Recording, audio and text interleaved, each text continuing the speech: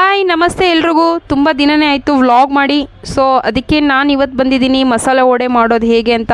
Almost ಎಲ್ರಿಗೂ ಗೊತ್ತಿರುತ್ತೆ, but ನಮ್ಮ ಮನೇಲಿ ಯಾವ ಥರ ಮಾಡ್ತೀವಿ ಅಂತ ನಾನು ತೋರಿಸ್ತಾ ಇದ್ದೀನಿ. ಇದು ನೋಡಿ, ಫಸ್ಟು ಕಡಲೆಬೇಳೆನ ಒಂದು 3 ಅವರ್ಸ್ ಮುಂಚೆ ನೆನೆಸ್ಕೋಬೇಕು. ಅದಕ್ಕೆ ನಾವು ಸ್ವಲ್ಪ ಉದ್ದಿನಬೇಳೆನೂ ಹಾಕ್ಕೊಂಡಿದ್ದೀವಿ, ಹಾಗೆ ಕಡಲೆಕಾಯಿ ಬೀಜ ಹಾಕ್ಕೊಂಡಿದ್ದೀವಿ. ಮತ್ತು ಇದನ್ನು ನಾನು ರುಬ್ಕೊಳ್ತಾ ಇದ್ದೀನಿ.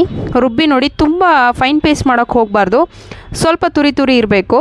ಆನಂತರ ಅದಕ್ಕೆ ಏನೇನು ಬೇಕು ಸಾಮಗ್ರಿಗಳನ್ನ ಹಚ್ಕೊಳ್ತಾ ಇದ್ದೀನಿ ನೋಡಿ. ಇವಾಗ ಚಿಲ್ಲಿ ಹಚ್ತಾ ಇದ್ದಾರೆ ನಮ್ಮಪ್ಪ. ಮತ್ತು ಹಾಗೆ ಈರುಳ್ಳಿ ಜಾಸ್ತಿ ಹಾಕಿದಷ್ಟು ನಿಮಗೆ ಟೇಸ್ಟ್ ಚೆನ್ನಾಗಿ ಕೊಡುತ್ತೆ. ಸೊ ಅದಕ್ಕೆ ನಮ್ಮ ಮನೇಲಿ ಏನಂದರೆ ಈರುಳ್ಳಿ ಜಾಸ್ತಿ ಹಾಕ್ಕೊಳ್ತೀವಿ ನೋಡಿ. ಸೊಪ್ಪು, ಸಬ್ಬಕ್ಕಿ ಸೊಪ್ಪು, ಪುದೀನ ಸೊಪ್ಪು, ಹಾಗೆ ಕೊತ್ತಂಬರಿ ಸೊಪ್ಪು, ಇದನ್ನೆಲ್ಲ ನಾವು ಹಚ್ಕೋಬೇಕು ಸಣ್ಣಕ್ಕೆ.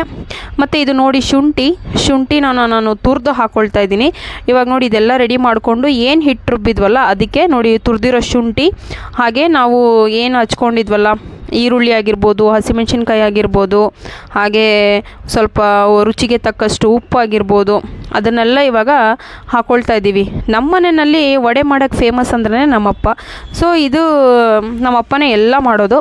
ನಾವು ಏನಿದ್ರು ಸ್ವಲ್ಪ ಅವರಿಗೆ ಹೆಲ್ಪ್ ಮಾಡ್ತೀವಿ ಅಷ್ಟೇ ನೋಡಿ. ಸೊ ಎಲ್ಲ ಹಾಕ್ಕೊಂಡ್ರು ಅಪ್ಪ. ಇವಾಗ ಎಲ್ಲ ಮಿಕ್ಸ್ ಮಾಡ್ತಾರೆ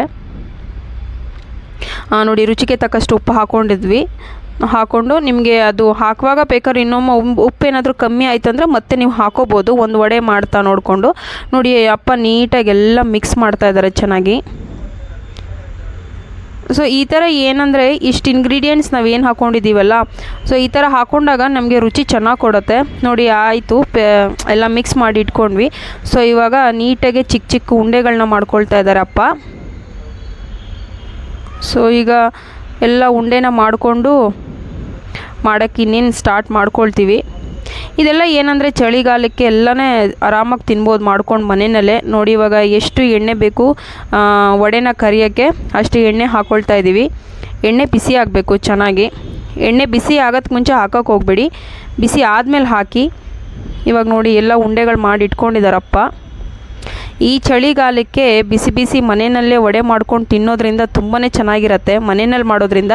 ನೋಡಿ ಇವಾಗ ವಡೆ ಮಾಡ್ಕೊಂಡು ಬಿಡ್ತಾ ಇದ್ದಾರೆ ನೋಡಿ. ಎಲ್ಲ ಬೇಯ್ತಾ ಇದೆ, ಎಲ್ಲ ಕಂದು ಬಣ್ಣ ಬರಬೇಕು. ಅದೇನಿದೆ ಅದನ್ನು ನಾವು ಸಿಮ್ಮಲ್ಲಿ ಇಟ್ಕೊಂಡು ಸ್ವಲ್ಪ ಚೆನ್ನಾಗಿ ಬೇಯಿಸಬೇಕು. ಆವಾಗ ಹೀಗೆ ನಾವು ಅದನ್ನು ನೋಡ್ತಾ ಇರಬೇಕು. ಎಲ್ಲ ಮಡಚಿ ಇದು ಮಾಡಬೇಕು, ಎಲ್ಲ ಉಲ್ಟಾ ಹಾಕೋಬೇಕು ನೋಡಿ. ಎಷ್ಟು ಚೆನ್ನಾಗಿ ಕಾಣಿಸ್ತಾ ಇದೆ ತುಂಬಾ. ಆ್ಯಕ್ಚುಲಿ ಇವತ್ತು ಈ ವಡೆ ಏನಿದೆ ಅಲ್ವಾ, ಇದು ಮಾಡಿ ನೀವು ಒಮ್ಮೆ ಎಷ್ಟು ಚೆನ್ನಾಗಿ ಟೇಸ್ಟಿಯಾಗಿರುತ್ತೆ ಅಂದರೆ ಅಷ್ಟು ಚೆನ್ನಾಗಿರುತ್ತೆ. ನಮ್ಮ ಮನೆಯಲ್ಲಿ ವಡೆ ಮಾಡಿದ್ರೆ ಸ್ವಲ್ಪ ಜಾಸ್ತಿನೇ ಮಾಡ್ತೀವಿ. ಯಾಕಂತಂದರೆ ನಮ್ಗಲ್ದಿರೋ ನಮ್ಮ ಗೊತ್ತಿರೋ ಅಕ್ಕಪಕ್ಕದ ಮನೆಯವ್ರಿಗೂ ನಾವು ಕೊಡ್ತೀವಿ. ಸೊ ಹಾಗಾಗಿ ಸ್ವಲ್ಪ ಜಾಸ್ತಿನೇ ಇರುತ್ತೆ ನೋಡಿ. ಎಷ್ಟು ಚೆನ್ನಾಗಿ ಕಾಣಿಸ್ತಾ ಇದೆ ವಡೆಗಳು.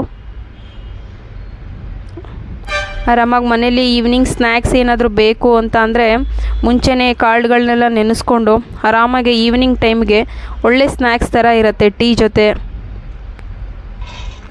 ನೋಡಿ. ವಡೆ ಆಯಿತು. ಸೊ ಸಿಂಪಲ್ ರೆಸಿಪಿ ಇದು, ಜಾಸ್ತಿ ಇಲ್ಲ.